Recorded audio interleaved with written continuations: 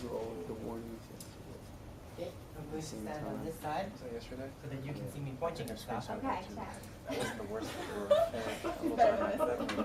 So to start off, I'm just going to skip ahead of the slightly boring stuff and tell you that after the storm that is currently passing over us heads out to sea, there is essentially nothing happening in the next day or so that is all that interesting. So I'm just skipping straight over to, hold on, I don't think I actually set this up. Can you click on today 12, okay. now to 11, pressure and 39? Okay, yeah. There we go. So up until this point, there isn't very much, but at the 39 hours from the 12Z of today, we can see heading over North Dakota, a low pressure center, which is starting a cold front, that's going to extend down into Nebraska, and a coupled warm front, which isn't entirely apparent from just this, but I'm gonna get into that later, which extends up into parts of Canada, which I have never been able to memorize their various names. If you can scroll up and hit the A50. The Sorry. A50. Oh, 850. Yes. So first of all, you can see here with the same temperature gradients and the wind shifts that yes, in fact, these are a cold and warm front. And from the previous surface analysis, I think it was called, no, the pressure map, there was various precipitation going down along over North Dakota, South Dakota, Minnesota, etc. that has been starting up a bit of a storm. Over the next few hours past this, it will track over past Wisconsin, Illinois, Michigan, etc. before, well, after a certain point, it just gets a bit fuzzy and you can't really tell anymore. But what I think is more interesting about this time period is looking down here towards Texas. So you see, first of all, you see this huge winds that track all the way through the entire central United States, running from Texas all the way up into the border of Canada, which is, for the 850 level, a really large low-level jet stream.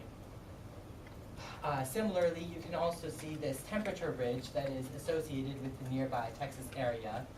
And I think if you look very carefully, there is a bit of, hold on, where did it go? It appears to have disappeared. Maybe it was a different level. What are you looking for? What do you? That dry line that you mentioned Oh, earlier. it's right there in West Texas. Did you check out the pictures? See the winds? Oh, wait, no, there it is. Okay, I was looking over here. Any Probably good ones? confused me. My Just bad. the one you and So you can see a little bit where there's a wind shift from here to here. And when you follow the winds from the various different tracking areas, you see over here comes from, the East Texas comes from the Gulf of Mexico, but West Texas and even Central Texas comes from Mexico itself, which is a lot drier air. So you get this definite dry line, which is not terribly strong, but it is still there, which will be providing a lifting mechanism for this. So you've got lifting, you've got shear, you have, what was the other one? Lifting, shear, instability. Oh, right, instability. Okay, I'll get to that later. And you've got a bit of moisture over from the Gulf of Mexico. But when you take a look at the pressure map again, you see that there is absolutely nothing in Texas for this time period. There's not even a hint of a cloud. Everything's all the way up north in Montana, the Dakotas, and Canada, which is completely different. And the reason for this is because of the instability.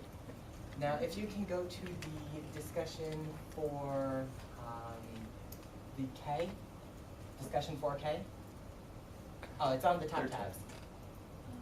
Third No, tab, up, tab. up, Firefox up. tab. Yep. Oh, okay. Thank you. Okay, so this is the K index, which I basically plotted out over Genpack. Not terribly hard, just involved some nicknames and whatever. But you can just see from this that Central Texas has the most instability of the entire surrounding region. And the peak in all of Texas, it's not even in Texas, it's actually south of Texas in Mexico, only reaches up to, let's see, that's yellow, that's 22, about 22. And that's just not significant for rainstorms at all. I believe that's only 20, 40% chance at most. And then you compare that over to Iowa, Nebraska, and South Dakota, which has this peak upwards towards 32, which is a lot closer to around 80% precipitation, which matches up fairly well with the actual distribution of where the rain is. And if you can go to the Cape, now this is a little chaotic looking, but that's because I had to zoom in a way. Now since there is very little Cape in Texas relative to, say, over the Gulf of Mexico,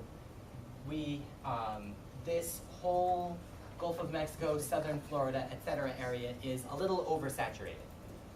But if you compare it to the maximum location peak, which is the same spot found with the K index just south of Texas, and compare its size to the one found on the corner of South Dakota, Nebraska, and Iowa, you find that these match up actually pretty well with K index, showing a strong correlation between the models, meaning that overall the instability is a lot higher in the north area than the south area, which is why we're not seeing another bout of supercells right now, because the other three elements are present: moisture, lifting, and shear.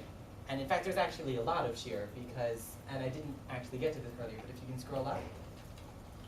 Oh, hold on, sorry. If you can go back to the weather. Okay.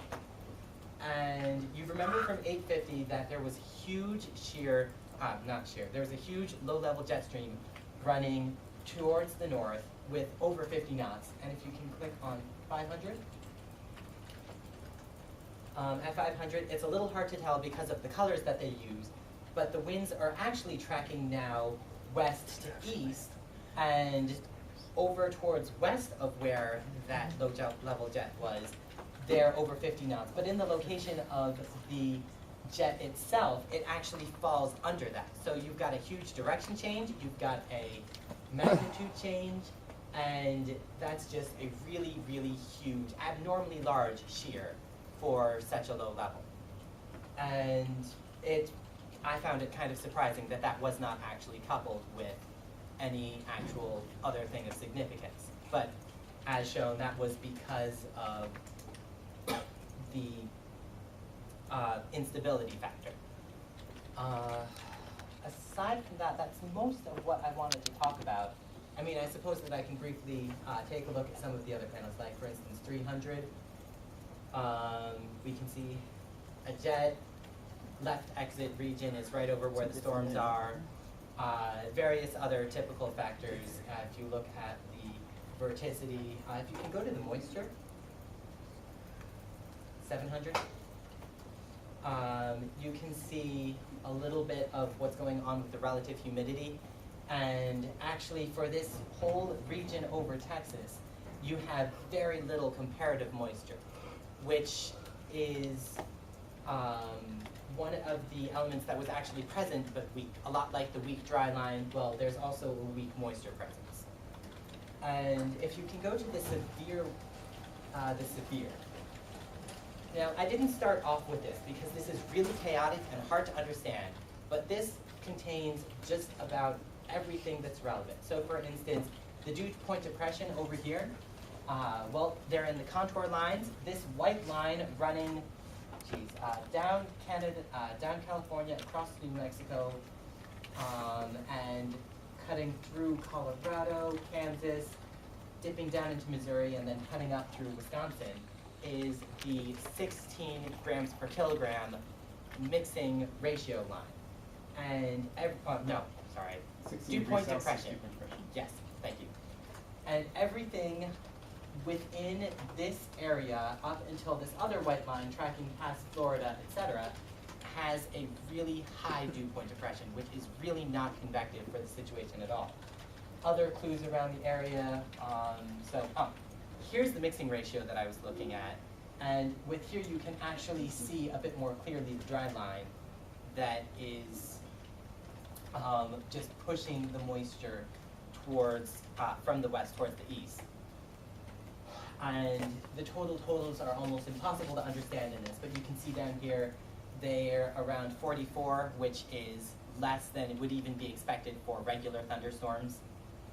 I mean, there's a lot of clues all over this that are just, once you manage to pick them out, like for instance, the SB Cape, except this one's just entirely incomprehensible because the numbers are too jumbled in, which is why, of course, I made the Genpack plot. But what you can essentially gather from this is that you get a lot of some of the elements for supercells and tornadoes is not enough to overcompensate for weaker than usual or non-present elements in other things, which I found to be kind of interesting, how despite that heavy shear, you don't see so much as a single cloud in all of Texas. I mean, actually, you might, but I haven't figured out how to do satellite forecasts because satellites don't see into the future yet. We're not quite that technically advanced. It'd be nice if we were, but no. And I believe that's everything that I wanted to